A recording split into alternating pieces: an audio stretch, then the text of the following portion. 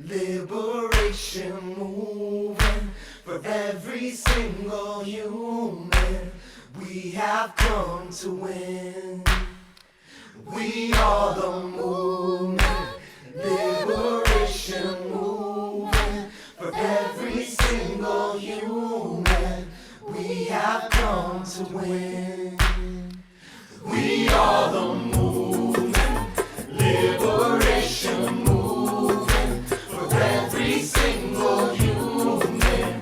We have come to win. We are the movement.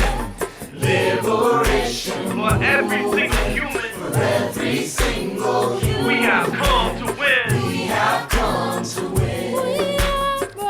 We are the movement. Liberation movement Liberation for every single for human. every single human. We have come to We win. have come to win. 'Cause we are the movement.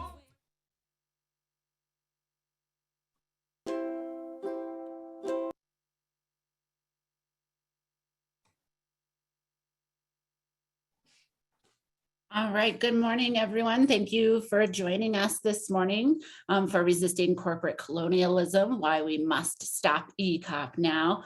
I would love to thank Lou and the Peace Poets for the beautiful intro music.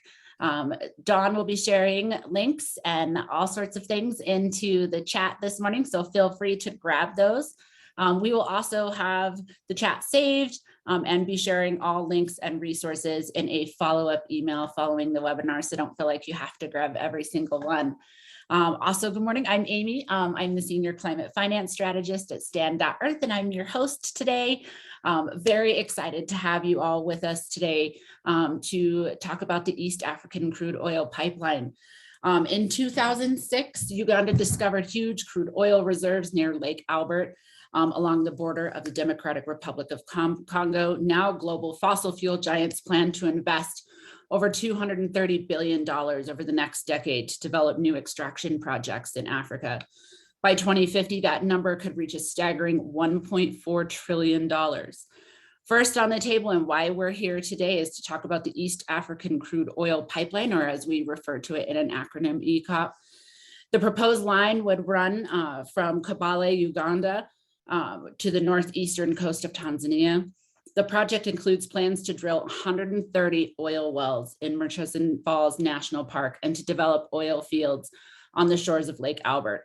It would also displace about 118,000 people, endanger the region's unique ecosystems, and threaten wetlands, wildlife, and freshwater sources that support millions of people. If we hope to limit global warming to 1.5 degrees Celsius, we can't develop any new oil and gas fields in Africa or anywhere. This isn't just a climate issue. This is a climate justice issue. Frontline communities around the pipeline must be protected. As we step up to protect the front lines across North America and Europe, we must also step up and protect the front lines across the globe and in the global South. We know who is hit first and worst by the climate crisis and by horrific human rights abuses. We must help stop EACOP today. I am very excited to start introducing speakers that have come to talk to us today. First up is my great friend, Omar Elmawi.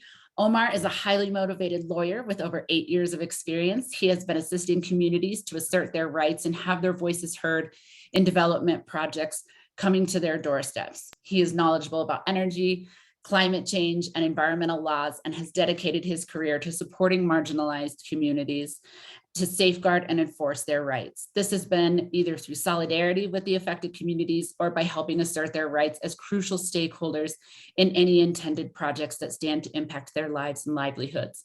Currently, Omar coordinates the Stop EACOP campaign, a global campaign pushing to stop the world's longest and ugliest oil pipeline in East Africa if constructed. Welcome, Omar. Thanks, Amy. It's always interesting to hear someone read and speak your bio. But hi everyone. Thank you for making the time to be here with us today and to join us with this important issue. For my job today is just to speak to you about three things. The first thing is just to give you some background information about what is EACOP, and then hopefully paint sort of some picture around some of the effects that EACOP is going to be causing to people, to nature, and to the climate. And then finally, just tell you, the successes or where we are in the journey of trying to stop this cancer of a project that Total and its accomplices are really pushing to make sure that it sees the light of day. So as you all know, my name is Omar Elmawi, the coordinator of the Stop EACOP campaign. And to start us off, as a background, I would say EACOP is a cancer. It really is. The Total and other accomplices are really trying to push in East Africa. So it's going to be a 1,445 kilometer pipeline starting from Uganda at a place called Hoima and going all the way to Tanzania at a place called Tanga to be put into tankers and then exported into international markets. In the 1,400 kilometers that we're speaking about, it's going to be displacing people in both Uganda and Tanzania. About 118,000 people are going to be directly displaced. That's about 13,000 households, about 400 villages, 200 rivers are going to be traversed as that pipeline is going to be passing across. And about 2 important lakes, Lake Albert and Lake Victoria, the pipeline will be passing through those lake basins. More than a third of the pipeline is going to be located within the Lake Victoria Basin, which is an important resource that supports up to 40 million people for both fresh water and for food production. It's also important for people to understand that it's not just people who are going to be displaced, but also economic activities that are located within the whole corridor, because this corridor is quite fertile for food production and people depend on for farming and other activities. There are quite many tourist attraction sites, including the Murchison Falls Park, and a few forests and other tourist attraction centers. There are also quite many areas that are rich in biodiversity, as well as also important for wildlife species, including elephants, chimpanzees, and others. So it's not just about land being lost, it's about lives and livelihoods that are also going to be affected. The 2 lakes that I spoke about are quite rich for fishing as well, and quite many people depend on. Just to give some context, for instance, on tourism, Uganda, up to about 600,000 people are employed in the tourism sector. And most of these tourism attraction sites are within the corridor. And last I checked, an oil pipeline has never been a tourist attraction site. And therefore, if this were to happen, then definitely they'll be losing those resources and one of the hugest foreign income earner for the country. We're also talking about farming, for instance. Uganda has the capacity to feed up to 200, to produce food production to feed up to 200 million people. Uganda only has about 50 million people. So they have enough food to feed more than 4 times Uganda, and therefore some of this food could be exported to international markets for use. And look at this in contrast to what's being proposed with the pipeline. It doesn't make any sense to us because first and foremost, 70% of the pipeline is owned by the project proponents, and the 2 governments of Uganda and Tanzania are actually minority owners of a resource that's going to be developed from their own country. And therefore 70% of the proceeds will be finding their way to Total and China National Offshore Oil Company. It's important to know that since the pipeline was being proposed, Uganda and Tanzania have increasingly continued to ask for more debt financing from IMF and other places, and therefore this poses a huge risk in terms of them getting into more public debt, and at the end of the day, this project running to be a stranded asset. There's also the issue around some of the agreements that they've signed are skewed to support the project proponents. I mean, if you look at some of the laws they've pushed, Uganda and Tanzania are giving tax holidays for the project. For instance, for 10 years, the project won't be paying any corporate tax from their oil proceeds. That's about 30% of the profits that's supposed to be coming from the oil profits. They've also given VAT, value-added tax exemptions, and therefore this means even for those things that are imported into the country, won't be paying any taxes. And most of these items are actually going to be bought from out of Uganda, and therefore it's not really money that's going to be coming there. So at the end of it, from every perspective we're looking at it, it looks like this project is going to benefit Total and China National Offshore Oil more than it will benefit the two governments of Uganda and Tanzania. And therefore for us, it increasingly looks like a corporate entity, and a colonialism entity that's going to be extracting these resources from these two countries, and putting Ugandans and Uganda as well as Tanzania and Tanzanians into an even bigger problem than they have been before. So good news is that the campaign has increasingly grown, and now we have had, it's about more than 260 people and organizations that have 260 organizations that are forming part of the campaign. We've had different milestones over the way, and some of my colleagues coming in will be speaking on this. So for instance, we've had over 20 banks confirming that they won't be involved with the financing of the project, and they need about 3 billion for them to be able to proceed with this project. So that has been great. And some of these banks are actually some of the largest Total financiers from before. So if their largest financiers are saying that they're withdrawing from the project, it should at least tell people of the many problems that this project is causing. I know my colleague Colleen will be speaking on insurance as well.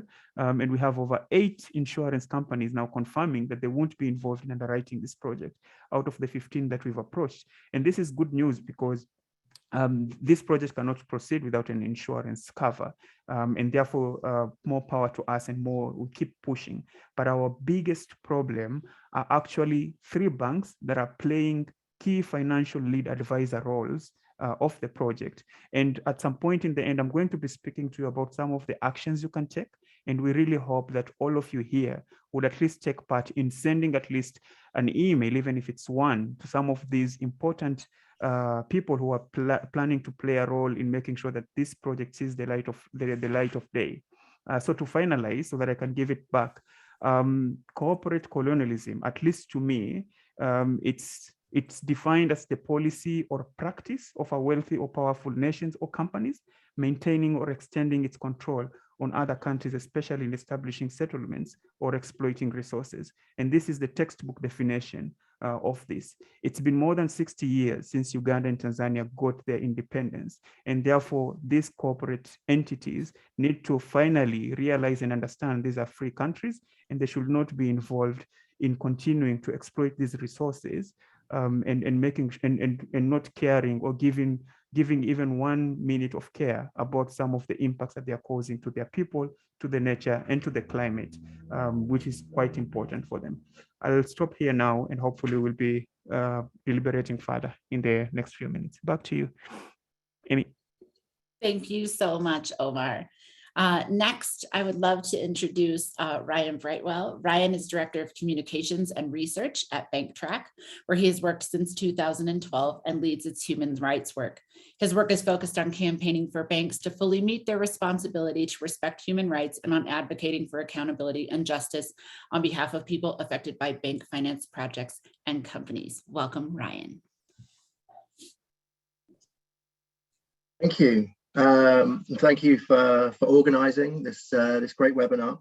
Yeah, I'm going to talk about the campaign to stop the East African crude oil pipeline from getting financed.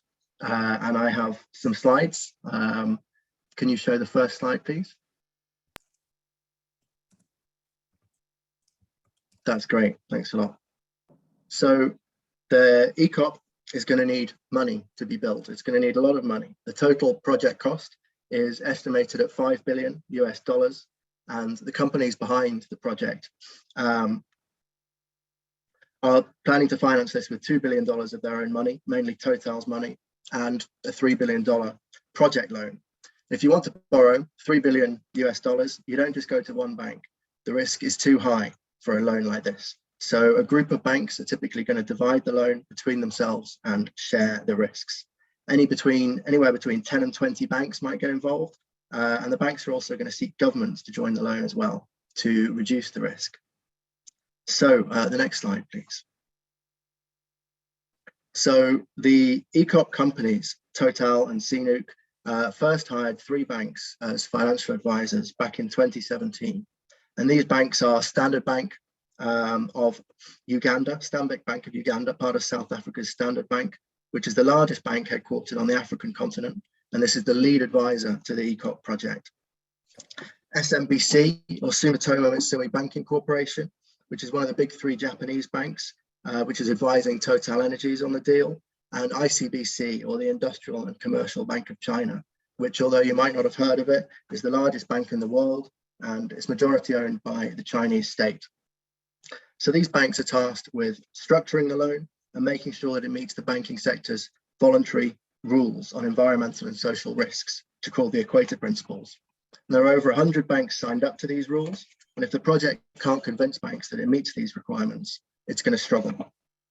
However, there's very little accountability under the Equator Principles, and all kinds of problematic projects manage to get financed under them, including the Dakota Access Pipeline, for example.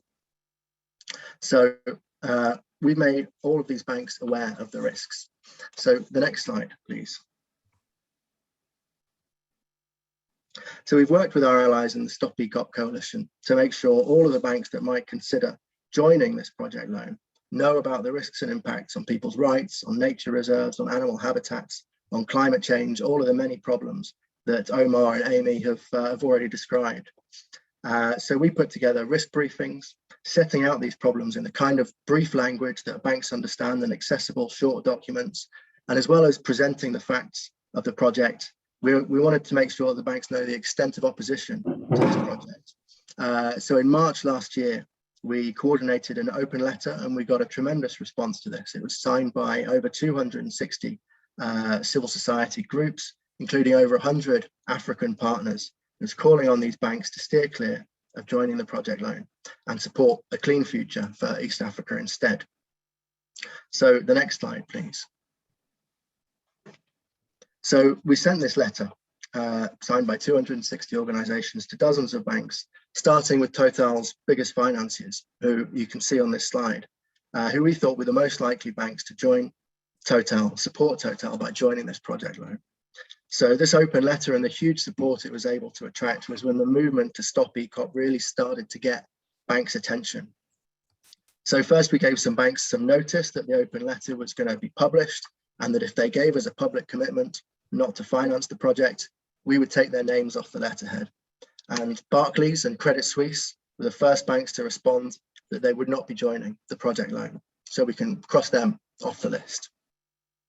Then a month later in April, the 3 largest French banks made a coordinated leak to a national French newspaper saying that they weren't going to finance the project. And these are among Total's very biggest financiers. One of them was quoted as saying, "The decision's been made, the project is just too hard to defend." So we can cross them off the list. Later on, after more emails and calls, HSBC joined the list, and Mizuho from Japan told us that they wouldn't finance the project unless the ongoing E&S issues are resolved and amicable solutions are prepared, which we don't consider likely or possible. So we can cross them off the list as well, we think. And most recently, just in the last couple of weeks, in response to a huge upswell of pressure from activists around its annual general meeting, Deutsche Bank told the media that it was not planning on joining the project loan. And days later, the FT, the Financial Times, reported that 4 of the major US banks will not be getting involved in the loan. So we can cross them off the list as well. So this is where we're left. Sorry, yeah, that's the right slide. So this is where we're left. Almost all of Total's largest financiers have now said that they're not going to join this project loan. 20 banks in total, including a few that aren't on this list. And this is all thanks to tenacious advocacy from activists all around the world. So the next slide, please. So where can Total look for finance for this project? In November 2020, this oil industry publication, Upstream Online, reported that Total would look to European governments to finance the pipeline via their export credit agencies, most likely, they said, from France, Italy, Germany, and the UK. Not long after this, in March 2021, the UK's export credit agency confirmed it was stopping all overseas finance for fossil fuel projects and would not finance the EACOP. Then the French Minister of Environment confirmed recently that there was no new export credit guarantee for oil projects coming from France by the end of 2022, and that France would not give financial support to EACOP. This from the host country of Total, of course. And then in response to letters from Stop EACOP members, the German Export Credit Agency told us in April this year that it's not involved and it's not considering getting involved. And just last month, the Italian Export Credit Agency, SACE, became the last of these four to confirm that it will not financing the project. So Total's facing closed doors wherever it looks. However, the FT has reported recently that Marsh McLennan is acting as the US insurance broker for the project, despite lobbying from over 100 of its own employees. So they can expect significant attention. So the next slide, please. So there's a lot to celebrate here. This project is years behind schedule, as you can see from this slide. They were expecting to finalize this pipeline in June 2019. So they're some 2.5 years, getting on for 3 years behind schedule, although Total denies this. And this is down at least in part to campaigning from the Stop EACOP movement. Other factors like the coronavirus pandemic have played a role too, of course, but this delay is vital and it's given time for the Stop EACOP movement to really build. And the trouble that Total's had with this pipeline also adds to the difficulties that oil companies face everywhere that they try and build new oil pipelines. And it increases pressure on the industry to stop and change direction. But this fight's not over, of course. Total's still planning on proceeding with building the pipeline. Standard Bank, SMBC, and ICBC are still working with them to get this loan through. There are banks like Bank of America, Standard Chartered, Mitsubishi UFJ, and Japan that are major backers of Total and have not yet ruled out finance. And there's plenty of banks that are even less accountable and susceptible to public pressure than Total's usual financiers, like in China and the Middle East. So finally, Total could change its plans completely and decide to finance the project from its own coffers, although this would be a pretty massive and humiliating climb down. But Total's got a lot of capital, and the same banks that have ruled out financing EACOP keep financing Total in other ways. So they're still linked to the project in that way. So the last slide from me. So we need to keep this advocacy going, keep putting pressure on Total and all of its bankers and its insurers and its investors, and especially the likes of Marsh and the 3 banks acting as financial advisors to the project until the project is cancelled. And on the next slide, I said that was the last one, but there is one more which lists a couple of the ways that you can get involved and actions that you can take focused on the banks. So that's my presentation. I hope it's been useful and set out some useful background on the campaign to stop the project getting financed. And I'm back over to Amy to introduce the next speaker. Thanks. Yes, awesome. Thank you so much, Ryan. That was incredibly helpful. And I loved hearing all the background behind all of this financing and how we can help stop it. So thank you very much. Next up, I am very excited to introduce our friends from Reclaim Finance, Henri and Guillaume. Henri is responsible for following up on and analyzing the energy sector, fossil as well as renewable, and takes part in assessing its actors, transition plans, adequacy in front of climate targets. Graduated from the École Polytechnique in Energy and Environment Engineering, Henri first worked in Madagascar on the access to electricity for rural populations. He then worked as a key player energy producer and retailer in Australia and gained experience in market analysis through being responsible for the renewable sector and taking part in market modeling work, and finally joined Reclaim Finance in early 2021. Guillaume is a stewardship campaigner at the French NGO Reclaim Finance as well. His goal is to make sure that financial actors effectively use their leverage to engage the companies with their portfolios in order to speed up the transition toward fossil free and sustainable business models. After graduating from Sciences Po Paris and the London School of Economics, Guillaume worked at a consulting firm and then for over 3 years at the French Ministry of Foreign Affairs, in charge of the French Development Agency, notably dealing with climate finance and sustainable transition issues. And our friends at Reclaim Finance are going to talk to us about the Total AGM last week and an analysis of how investors voted and how they were challenged on EACOP during their own AGMs, and then Total Energy's climate transition or lack thereof. So welcome, Reclaim Finance friends.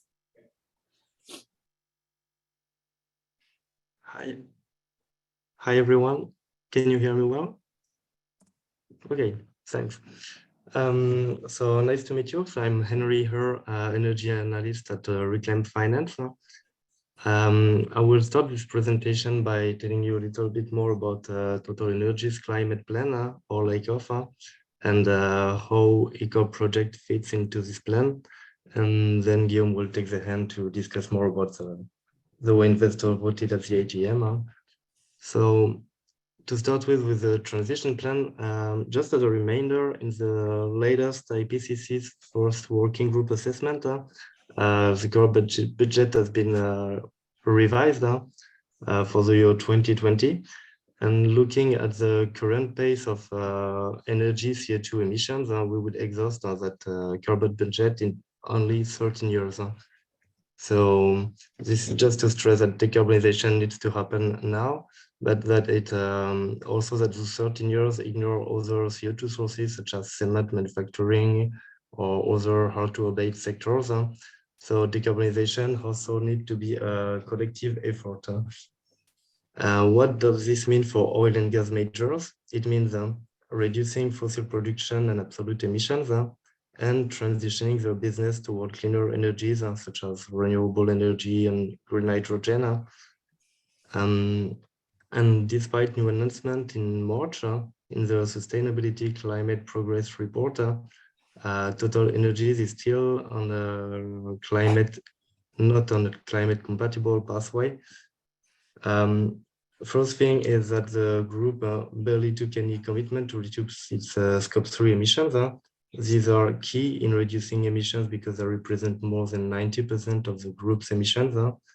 And it didn't set any target for that scope except by 2030, where it committed barely not to increase emissions as compared to 2015. When the IA actually requires a 38% decrease over the decade. So we can see that magnitude is not here at all. And due to those poor carbon decarbonization targets, our calculation shows that the company should overshoot its carbon budget by 32% by 2050. And this is a result of, on one hand, a little transition ambition from the company, which allocates in the near term still more than 70% of its capex to oil and gas activities, but also from the fact that the company is still increasing production with 18% increase planned over the decade, and it keeps developing new production assets. And that's where EACOP comes into the picture, because even though in the IEA net zero scenario, it is stated that no new expansion should proceed, Total is still developing those massive oil reserves in Uganda and Tanzania. And so EACOP, this massive pipeline will generate the emission of 34 megatons of CO2 per annum, which is 6 times the Uganda's emission, and also account for 8% of total scope 3 emission. So this is a massive project, even for Total, and that is symbolic finally of the way Total Energy is acting for climate, which is by delaying action and further developing oil and gas. Thank you. Thank you, Henri. Now I would like to walk you through some of the lessons that we can draw from Total's AGM, which took place last week, with climate and EACOP featuring quite high on the agenda, actually. I think there are three lessons that we can learn from this AGM about how investors held, or rather did not hold Total accountable for projects such as EACOP. So the first lesson, unfortunately, is that shareholders, and especially the biggest investors of Total, massively supported Total's flawed climate plan that Henri briefly presented. Total's so-called climate plan got 89% of support last week. That's only -3 points compared to last year. And if we look at abstention, the support for Total's climate plan is about 83%, which is more or less the same than last year. So it's a status quo. We are in the process of collecting individual votes from the biggest investors, but we already know that Allianz Global Investors and BlackRock, for example, supported Total. This is especially hypocritical from Allianz, for example, which recently adopted a rather good oil and gas policy and also pledged not to insure EACOP. So on the one hand, it pledges not to insure EACOP, but on the other hand, it supports a so-called climate plan that allows projects such as EACOP to happen. So this disappointing result clearly show that soft tea and biscuit engagement between investors and Total does not work, and we need stronger action. The second lesson, though, is that there are some silver linings. A minority of shareholders are determined to challenge Total. We saw 2 climate resolutions being filed at Total this proxy season. Unfortunately, none of them got tabled in the end, but at least they were filed. Also, about a dozen of investors pre-declared their intention to vote against Total before the AGM. And the last positive sign was the fact that incumbent directors of Total got a lower rate of support this year than expected. On average, they got supported by 93% of shareholders, which is still huge, but represents a significant decrease compared to the usual 99.9% support they obtained at previous AGMs. So this means that some investors are beginning to hold directors accountable for their decision to support oil and gas expansion and projects such as EACOP, which is a good sign. And the final lesson we could draw from this AGM at Total last week is the fact that mobilization from civil society is really mounting, not only against Total, but also against its shareholders. So an EACOP really played a key role in this mobilization because it's obviously much easier to relate to a specific fight like EACOP rather than just criticizing a theoretical climate plan. So several investors' AGM were disrupted by climate activists, challenging investors regarding their votes at Total's AGM. Written questions were sent to them asking how they would vote on Total's plan. And obviously, there was also massive mobilization at Total, Total's own AGM, which was cancelled on site and only held online.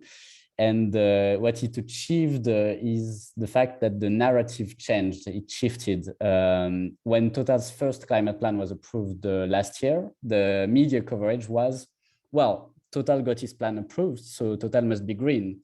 And this year, the media narrative is much more about our votes on climate plan just another form of greenwashing if investors keep supporting plans and companies such as Total with projects such as EACOP.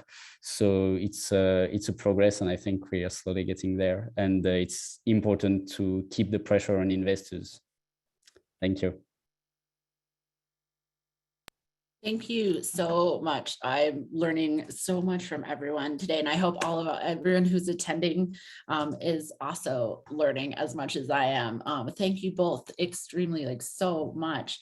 Our next speaker that I am very excited to bring to all of you is Kainga Madagizito.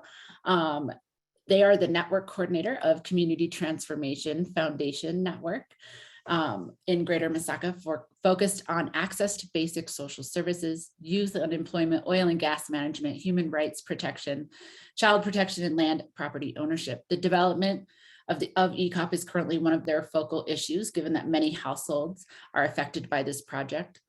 They have been instrumental in raising the voices of local communities. The past year, they have been particularly active on advocating on behalf of people affected by EACOP in an active and outspoken member of the Global Stop EACOP Coalition.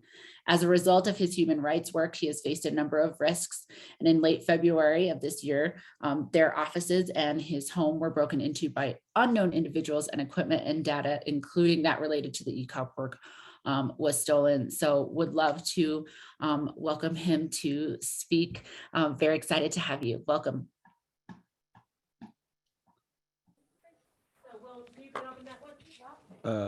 Thank you so much, Ame. Thank you so much, colleagues. I'm called Kayinga Mudisto. With a good introduction that has come from Ame. I'm currently at Stockholm, Chefite, where we are trying to amplify our voices on fossil fuel treaty initiative and other surroundings which are in line with Stop EACOP.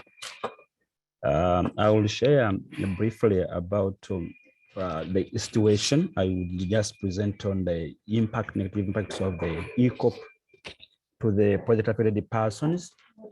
We are trying to, when this project came, right now, with our campaign, there has been efforts to ensure that people are compensated, but what is happening is a lot of double standards, because this is 3 years, close to 4 years, when people's property was acquired without compensation, and now from the agreement that are being signed, paper are being signed with only 2 years instead of 3 years, which is not right. So we discussed with the Total. They made it clear that people will be compensated as per all the years that are being delayed. But I also have to talk about the situation of human rights defenders. Briefly, as mentioned in my profile, there is a lot of intimidation that is targeted to human rights defenders and environmental defenders.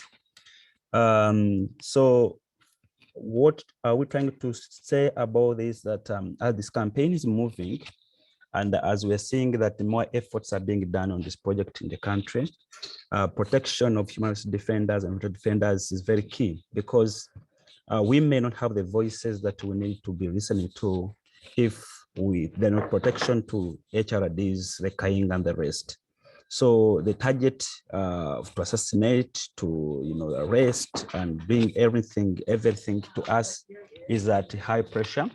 And I believe that these are big challenges that the companies, the government are trying to silence the voices of everyone who comes up to speak about this. And that's why, like to some of us, we are using all these international platforms to make sure that we are able to be part of the global movements, which in turn would help us to be able to have like voices in case we are being attacked, other than just remaining in Uganda, where if you're attacked, you just leave it and you cannot do anything.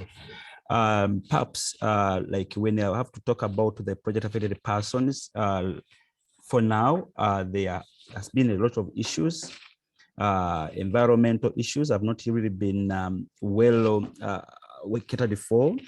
People looking at the environment, some are having natural plantations, which they think that is part of their life as legal to their cultural rights, but none of that has been respected.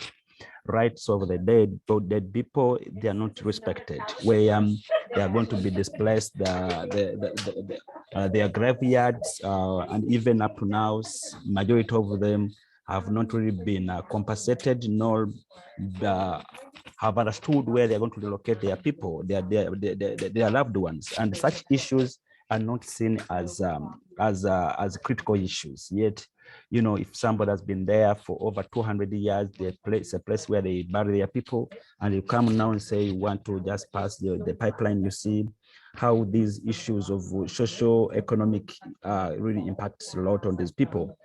For all these years, people have not been compensated. COVID came, people remained poor. Many children did not go back to school because parents were affected by the pipeline and not could not really be compensated. We see all this. If this is happening now, even before the pipeline is constructed, you can't tell what will happen when all these moments are coming. And the two, there are a lot of hidden things about this. In the certain meetings when people were doing, people were trying to signing a cooperation agreement, one of the project person asked Total, a new plan in subcontractor, are you taking our land forever, or you are just hiring it? Even people don't know what is contained into the agreement. But in the response, the new plan staff said, no, we are just compensating you, but not telling the people that we are acquiring this land for life, forever. So now you can see that in the near future, a lot of conflicts are going to emerge because there is misinformation, and the people are not given the chance to even understand what they are signing, and they are being forced to sign because you cannot bring a contract. Just you want somebody to sign on spot. It is not really very good at all, and all these are violations to us, the violation of rights of the people.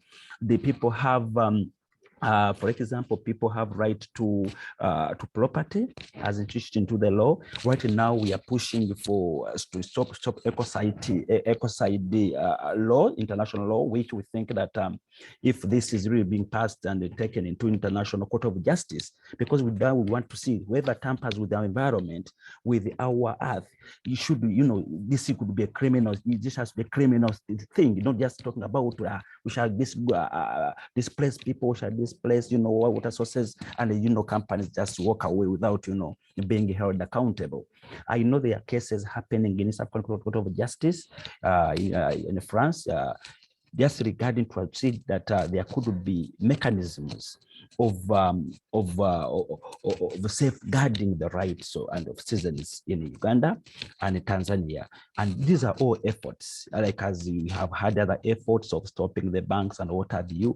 There's several efforts just to bring the actors into order, because they're out of order. They are just, manipulating each and everything. And there are a lot of loopholes, which at the end of the day, if they are not addressed now, and we have seen that our leaders are silent about this. The EACOP bill was just passed in Parliament. The way it was rushed, it shows that there are motives around it. It shows that there are corruption tendencies behind it.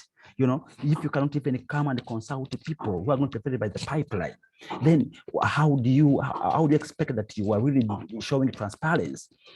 And even when you come to the project, to colonialism, the project is happening in Uganda, oil is from Uganda, going to Tanzania. How do you come to have the EACOP company just into UK? So you can really see the practicability, and we happen to ask our leaders, what are they thinking about this? Because they cannot leave citizens, in darkness when they are unable to address these issues. What are you hiding? If this was to benefit Ugandans, if this was not to benefit, to profitize a few that are making many to cry, why? This should be a Ugandan company. This should be a Ugandan company. This is oil from Uganda. But if you make Ugandan office a branch, what are you hiding to have this company just like in Europe? You see? So these are all the issues that they're not tabled. They are just a clique of people, looking at profiting into this thing, but not, to see that these are natural resources that will benefit the people. And from the experience that we are learning, like now when I hear that in Stockholm, a lot is happening all over the world. I'm just happy that I'm coming to learn the negative impacts of fossil fuels, that it is very, very important for us. Let us have exposure, let us have opportunities to interrogate this issue of fossil fuels, which will help us to be able to address these issues from a considered point of view. Right now, I can now know what is happening in Amazon, what is happening in Russia, what is happening in Nigeria, to conclude that this should now talk about transition. We should just be transitioned from fossil fuel production, not anything else. Otherwise, we need to safeguard our earth. We need to safeguard our nature. Thank you very much for now. I would be happy to come back in case of anything. I just wanted to shed more light on what is really happening. Thank you so much. Thank you so much. I got goosebumps while you were talking. That was amazing. And love hearing from our folks on the ground and on the front lines. Just the passion in your voice, and just hearing all of that was incredibly inspiring. And I hope it was for everyone that's attending today. So, so much gratitude to you for all the hard work that you do and everything that you do to support folks around the globe. Very grateful for you. All right, next up, we're going to pop it over to Colleen.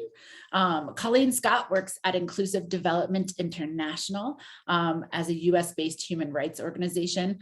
Prior to joining the legal and policy team, Colleen worked as a follow the money researcher at IDI, where she uncovered and mapped the financial actors behind harmful projects, including EACOP and the Lake Albert oil projects. In her current role, Colleen uses the follow the money approach to advise and support communities around the world to defend their human rights and the environment in the face of harmful investment projects.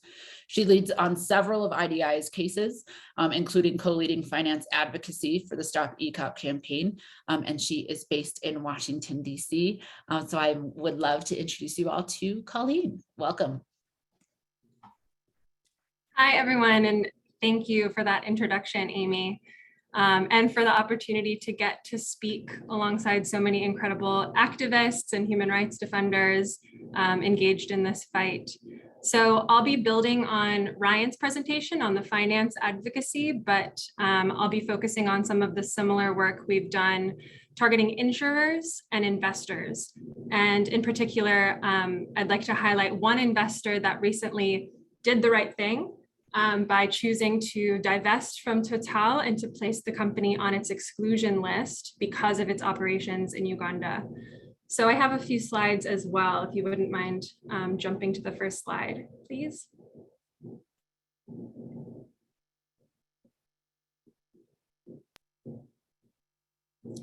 Thanks. So first, I just wanted to offer a bit more historical context. I first learned about this project back in 2017 when I was a researcher at Inclusive Development International. And we had received a request through our Follow the Money initiative from a civil society group in Uganda that was working with communities around Lake Albert who had been adversely impacted by oil exploration activities. And their goal at the time was to stop the exploration for oil and to protect their land by preventing companies from coming in and starting full-scale oil drilling in the region. And so as we do with all of our Follow the Money requests, we mapped out the investment chain of this project. We identified which companies were involved, who their shareholders were, where they were getting their money from, and we recommended, based on that information, what advocacy options those communities in Uganda could pursue to enforce their right to say no to oil development. And in the course of that research, one important thing started to stick out to us, and that was the fact that these oil reserves around Lake Albert are completely landlocked. So without the ability to somehow get that oil out of Uganda so it can be exported to international markets, the oil reserves from the company's standpoint would not be commercially viable. And to solve this issue, the companies devised a plan to build a pipeline, which is now referred to as the East African Crude Oil Pipeline. So with this information, our partners in Uganda decided to focus their advocacy on stopping this pipeline, not only because the pipeline itself poses such an immense risk to communities and the environment, which it does, of course, as we've heard, but also because if they can stop this pipeline from being built, then they also stand a chance at stopping the oil drilling around Lake Albert altogether and preventing further sensitive ecosystems, such as Virunga National Park in DRC, from being vulnerable to oil drilling as well. Move to the next slide, please. So how have we tried to stop this pipeline from moving forward? Well, as you've heard, it's been a multifaceted strategy with groups working on evidence gathering and community organizing, public campaigning, various legal strategies, and more. But a big part of the campaign has been focused on the financial actors that are backing or may be backing the project. And so Ryan did a great job at describing the finance advocacy that's been successful in getting banks and export credit agencies to say no to EACOP. And we've taken a similar approach with insurance as well. We know that the project needs multiple layers of insurance coverage to move ahead. From what we know, that insurance has not yet been secured. There's not a lot of transparency in the insurance industry, but working with partners and with experts in the industry, we were able to draw up a list of 15 or so firms that have a track record of covering big oil pipelines in the past and who we think would be the most likely candidates to get involved in EACOP. And just like with the banks, we've targeted these insurers with public and private advocacy. We've sent them letters, we've used social media to pressure them. We launched an email writing action on the Stop EACOP website, which allows users to come on, click a button and send a letter to a list of CEOs of the insurance companies. And in April of this year, we helped the campaign send an open letter to Lloyd's of London, which is a major reinsurance market signed by 100 civil society organizations. And so far, 8 of the 15 insurers on our list have publicly committed to not providing any coverage for EACOP. And that includes some of the largest reinsurance groups in the world. And importantly, Ryan mentioned this, we recently learned that Marsh, a US-based company, is acting as the insurance broker, which means they'll be going out and trying to help the project sponsors arrange insurance. There's an action link that you can take for an open letter targeting Marsh, and stay tuned for more information and actions you can take, because we'll certainly be strategizing around that. Move to my last and final slide, please. So the campaign has also engaged some of the key shareholders that hold stakes in Total, CNOOC, the Chinese company, and the financial advisors to the pipeline project. And I wanted to share with you our experience with one of those shareholders, a responsible investment firm called Actium. Actium is one of the 10 largest Dutch asset management companies with roughly 22 billion euros in assets under management. And as of January this year, Actium held roughly 25 million euros in Total. When Actium learned about Total's operations in Uganda, it raised major red flags for them. So they gathered information about the project and its risks by speaking with engineering experts and with partners in the campaign to get a clear picture of what was happening on the ground, and what they learned disturbed them. So Actium's first course of action was to engage with their portfolio company, Total, to ask them questions and to start a dialogue to try and influence the company as one of its investors. Actium attempted this dialogue with Total for months, pointing out the company's failure to use industry best practice technology to prevent impacts, and pointing out the human rights issues on the ground. Total essentially refused to acknowledge the issues, though, and they refused to accept Actium's suggestions for improving the project. In Actium's view, how Total responded to them really made clear that the company was putting profitability over respect for human rights and the environment. And after much back and forth, Actium determined that the dialogue was unsuccessful. And in April of this year, they voted to completely divest their holdings in Total and to place the company on their exclusion list. And so I share this experience because it sets an example for all the other investors linked to this project. Actium fulfilled its human rights responsibilities first by engaging with civil society groups like ours to learn about the problems and understand community concerns, then armed with that information by seeking to use the leverage that they held over Total to try to prevent and mitigate abuses.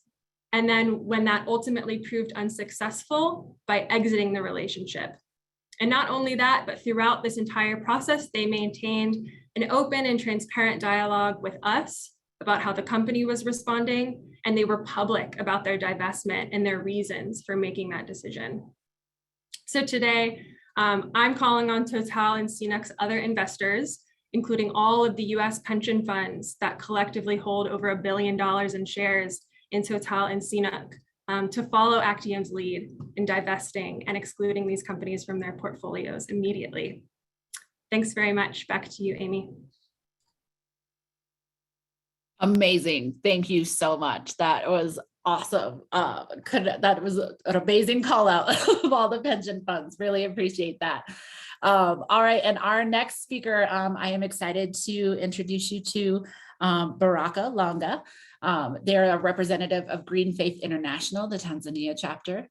Also, Baraka is a striker from Fridays for Future Tanzania, asking business leaders and politicians to act urgently against climate change. Baraka is a committed climate activist in Tanzania, now running a campaign against EACOP. Welcome.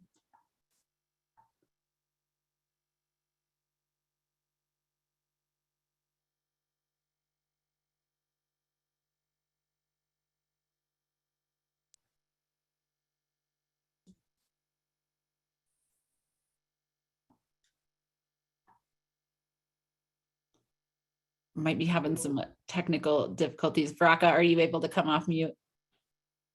Can you now hear me? There we go. We hear you. Okay, amazing. As you have said before, my name is Baraka Lenga.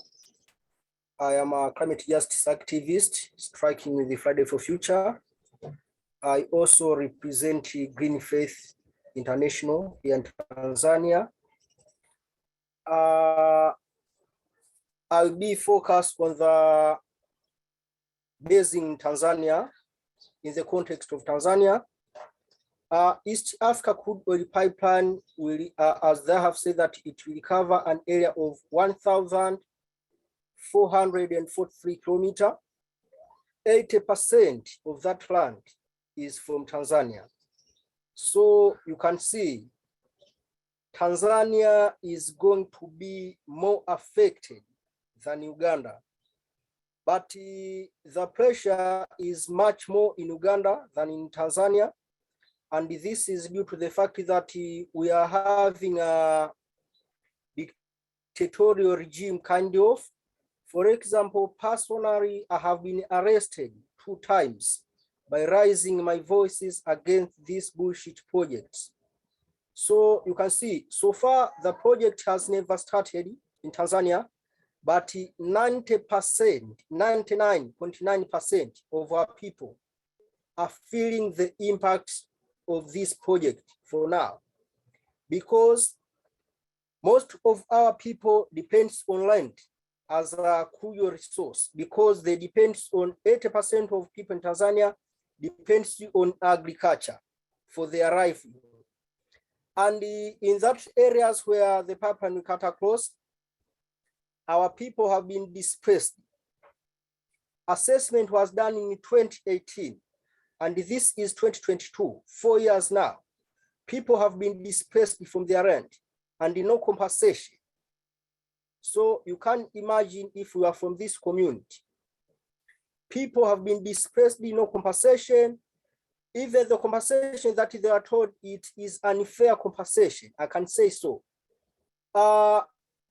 So what we are asking totally is that building that project will tip the road closer to climate crisis, because the project is going to emit 60 times than what Uganda is emitting now, and about 3 times than what Tanzania is emitting now. So you can see how the project is going to amplify climate crisis, and our people depends on those activities which are climate sensitive, like agriculture, fishing, tourism, to mention few.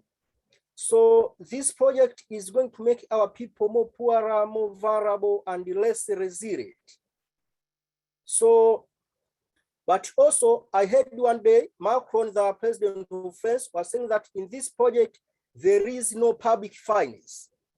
But we want to make this clear that there is no first public finance in this project, but there is first diplomatic support on this project, which is much bigger than public finance. So if he really cares about the planet, if he really cares about our people, if he really cares about future generation, we want Macron to stop diplomatic support on this project. Thank you. Amazing. Oh my goodness. Thank you so much. That was incredibly inspiring. And thank you so much for all of your work on the ground and everything that you do in your communities. Truly inspirational. I would like to thank all of our speakers that came to talk to us today about EACOP. This is so important. And what's most important about this is connecting this. How do we, on this side of the globe, how do we connect this and how do we help take action? So I'm going to talk for just a minute. If we could go to the slides. There's just a couple of slides there that I'll talk a little bit about how we connect this to North American investments.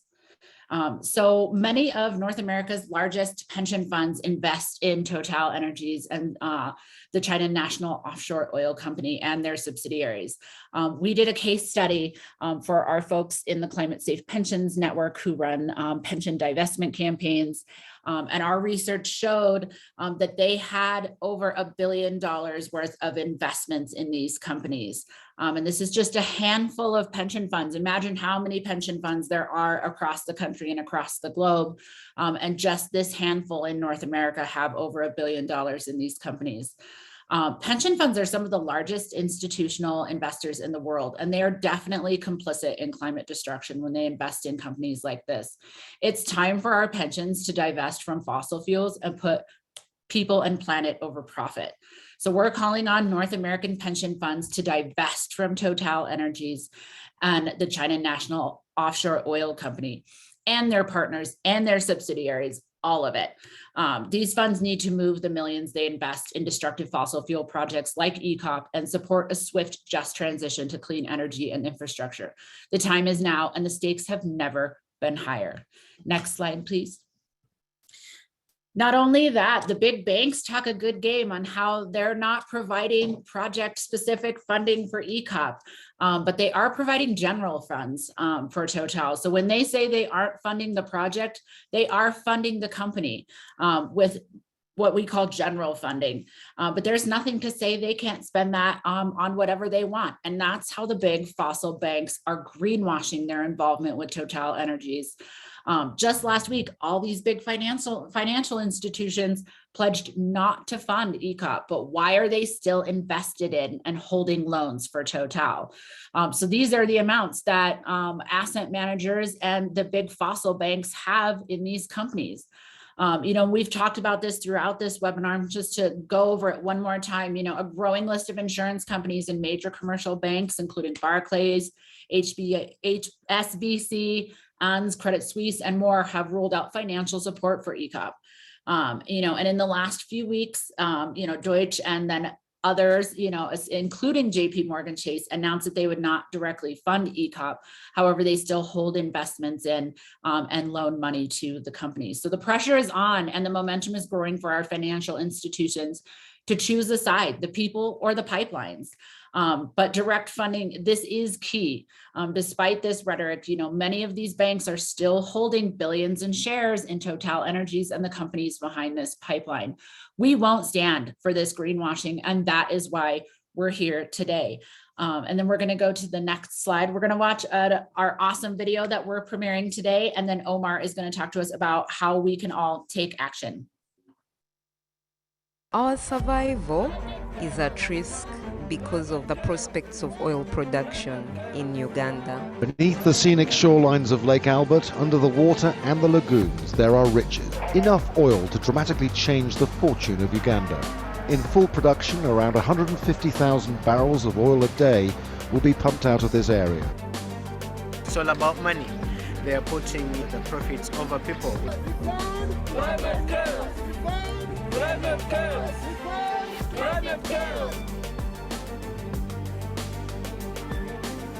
Total is funding one of the longest and biggest pipelines in the world, and this pipeline is running through my country, Uganda, it's running in my country, Tanzania, and so many households are going to lose, so many people are going to lose their livelihood. This is a danger. This is a danger to us.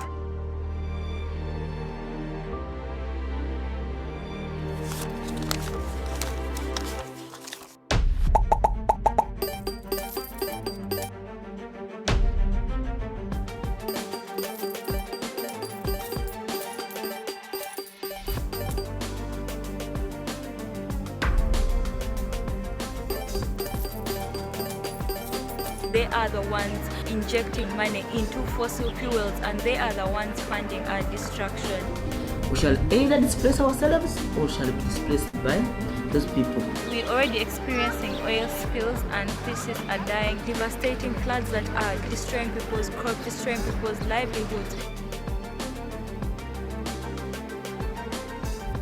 We cannot eat profits. Yeah, Total is doing it because they only care about themselves.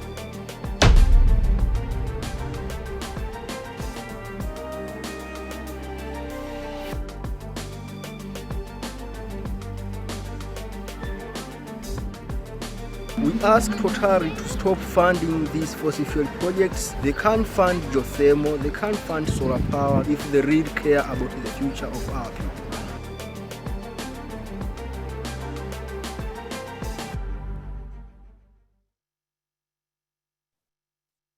Awesome. Thank you so much to our tech support today for sharing all the slides and the videos. And that video, we are going to be sharing that video with everyone. We have it in a Google Drive. You can download it, upload it to your Twitter, upload it to your Facebook, upload it to your Instagram, share it everywhere. We also have a toolkit available to help you post with all these amazing graphics and sample tweets and Facebook and Instagram posts and links to take action that you can ask your friends and family to help us stop EACOP. So I'm going to pop it over to Omar to talk about some calls to action. Thanks, Amy. Guys, by this point, I hope you are incentivized to do and take some few actions here. So here are 3 things you could do to help us today. The first thing is we've been talking about pension funds and how much money they've been investing in Total and fossil fuel projects. So we have an email action that you could take on the Stand.earth website where you can tell pension funds and pensions to stop investing in EACOP. And the link has already been shared here. You can also sign the petition. We've talked about one of the insurance brokers called MASH, a US insurance company that is helping to brokerage insurance for the East African crude oil pipeline. We have a petition where we are targeting to send to about 15,000 people. We are almost there. So we're also sharing the link here. Please take an email action. It's something that will take you less than 30 seconds to just put in your details and send it out, and they'll get your email. Let's bombard them with as much emails as possible so that they know if they continue being involved with this project, they're not doing it with the public interests at heart, but they're doing it because of their own greed for money and to make a killing. And also, we are going to be sharing with you a toolkit that you can use to tell banks, asset managers, pensions to stop funding EACOP and amplify the case and the study that we've done on EACOP. So please utilize all of these different actions and resources that we're sharing so that we can continue passing the message out, because this is important. It's about people's lives. It's about people's livelihoods that we're trying to protect. And we hope that you can be with us so that we're in the right part of history and the people who've stood for justice, so to speak. Thank you. And also thank you for taking the action here. And please also share this within your different platforms and forums that you're involved in. And back to you, Amy. Thank you so much, Omar. So you heard about how you can take action. You heard about what's going on. And I'm seeing lots of comments in the chat, about like, saving the chat, can't save it, how the links are useless. They're not useless. We save the chat and we send out follow-up emails to everyone in the event today. So we'll be sending those out to everyone.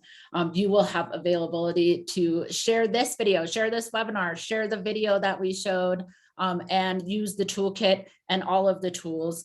So you will be getting an email with all of those links, and we will make sure that everyone that attended today and everyone that signed up gets those. So I just wanted to make sure that everyone knew that. I would like to give a big shout out and big thank you to all of our speakers from today. Thank you so much for taking time out of your busy lives and busy schedules to come and talk about this today. I would love to thank our tech support for being here today to show the slides and to help us run this webinar. And also big thanks to our translator today for translating to Swahili. That is such a huge service, and we are so grateful for you. So we're going to close out for the day. We went a little bit over, I apologize, but we all get so passionate about this work that sometimes we tend to go over our time limits. So thank you for sticking with us this morning. Thank you for being here. Thank you to all of our speakers. And don't forget to take action, hit up everybody's Twitter and share those out. So thank you everyone, and have a wonderful rest of your day. Bye.